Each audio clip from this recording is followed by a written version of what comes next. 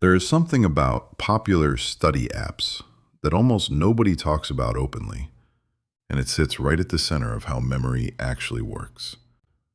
These tools are genuinely useful for certain cognitive jobs, but they are almost universally measured by engagement metrics rather than by durable recall outcomes. Streaks track consistency, progress bars track completion, and timers track effort. But none of those signals directly measure whether information has transferred into long-term memory. The hidden reason your study streak may not be building real memory is not a flaw in your discipline or your intelligence. It is a mismatch between what the tool was built to reward and what your brain actually needs. Think about the last time you finished a session and felt genuinely accomplished. Phone down, streak intact, progress bar full. That feeling is real, and your brain produced it honestly in response to the signals the app gave you. But the question worth sitting with is whether the app's definition of done matches the one your memory will hold you to. The difference between those two definitions is where most students quietly lose ground. And it starts with something as simple as recognizing an answer versus actually retrieving one. The exam paper lands on the desk, and the first question looks almost familiar. Almost. She's seen this material, reviewed it twice, tapped through every card the app served her the night before. But the answer that felt so close during practice has gone completely quiet now, somewhere behind a wall she can't find the door to. The app never asked her to produce the answer from nothing. It always handed her the word and asked if she recognized it. Recognition and retrieval feel identical in the moment, but they draw on entirely different mental machinery. Recognition says, "Yes, I've seen that before." Retrieval says, "Build it from scratch, with no scaffolding, no prompt, no multiple choice lifeline waiting underneath." The exam is asking for retrieval, and her study sessions never once required it. That gap between feeling prepared and actually being prepared isn't a failure of effort, it's a failure of method. And the method starts with understanding what recognition actually is. The brain has two very different ways of handling information it has seen before. Recognition is passive. Your brain spots a match between what's in front of you and something already stored. And it rewards that match with a quiet sense of familiarity. Retrieval is something harder, pulling a memory out of storage with no prompt, no scaffold, nothing to lean on. The feeling they produce can be nearly identical, and that's the problem. When you read a definition and think, "Yes, I know this," you're almost certainly recognizing it, not retrieving it. Recognition asks your brain to confirm. Retrieval asks your brain to construct. One is a lock recognizing its own key. The other is forging the key from scratch. That gap between confirming and constructing is where most study time quietly disappears. And the habits that exploit recognition most aggressively aren't the ones you'd expect. They're built right into the tools millions of students open every single day. Highlighting isn't useless. It's just solving a different problem than the one you think it is. When you drag a marker across a sentence, you're making a decision about what matters, and that decision has real value. But the moment you return to those highlighted lines, something shifts in a way that works against you. The text feels familiar, the ideas feel accessible, and your brain quietly registers that as understanding. Psychologists call this the fluency illusion, the sensation of knowing something because it's easy to process, not because you could actually reproduce it. Rereading feeds the same trap. And students who reread most often tend to overestimate how prepared they actually are. The material flows past your eyes smoothly, and smooth feels like learned. What actually builds memory is the opposite of smooth. It's the friction of trying to pull something back before it's ready. Researchers call that desirable difficulty, and the name is precise. The struggle isn't a sign that you're doing it wrong. It's the mechanism itself.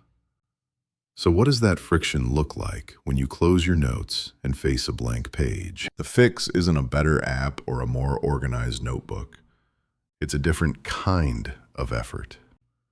When you close your notes and try to pull an answer from memory, your brain does something it never does during passive review.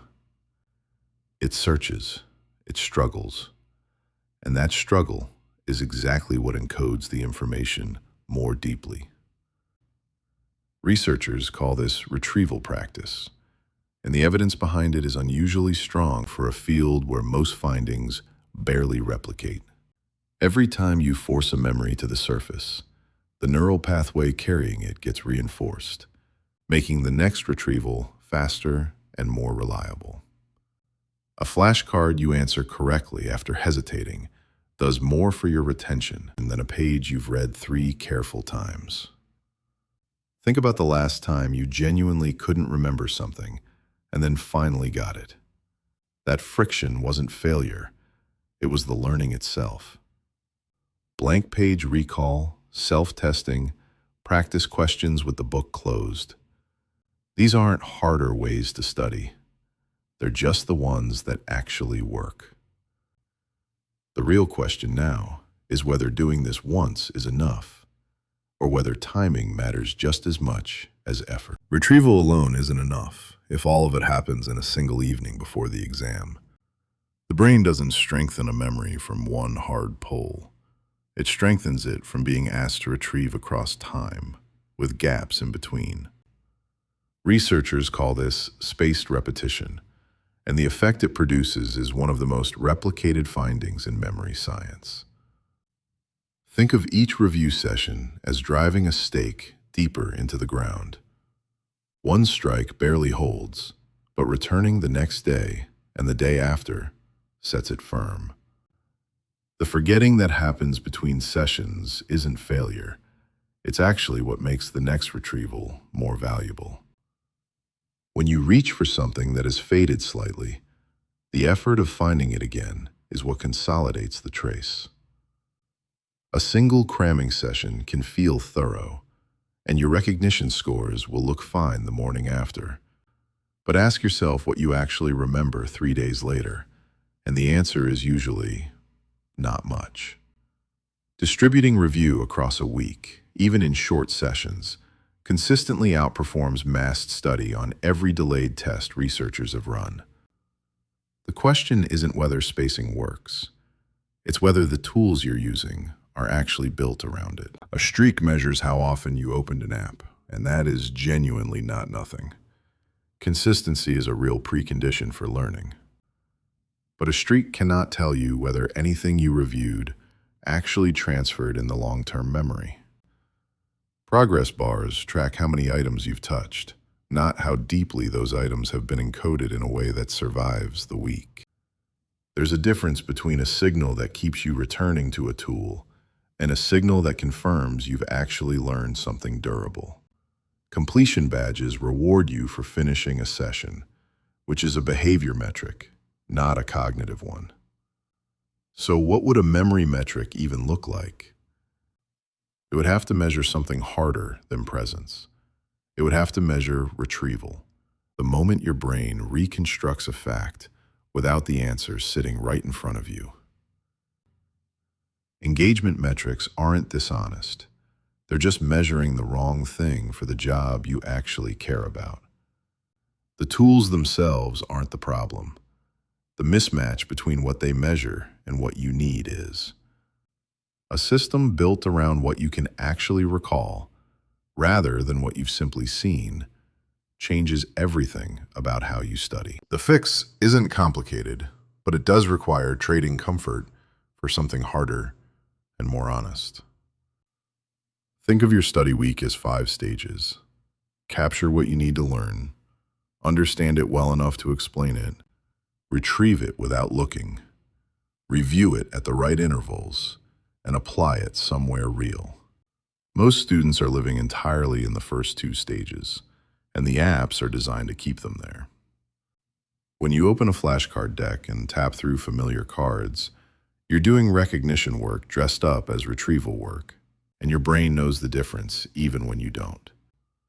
The retrieval stage is where durable memory forms, not the moment you see an answer, but the moment you struggle to find one. Auditing your own week is simple.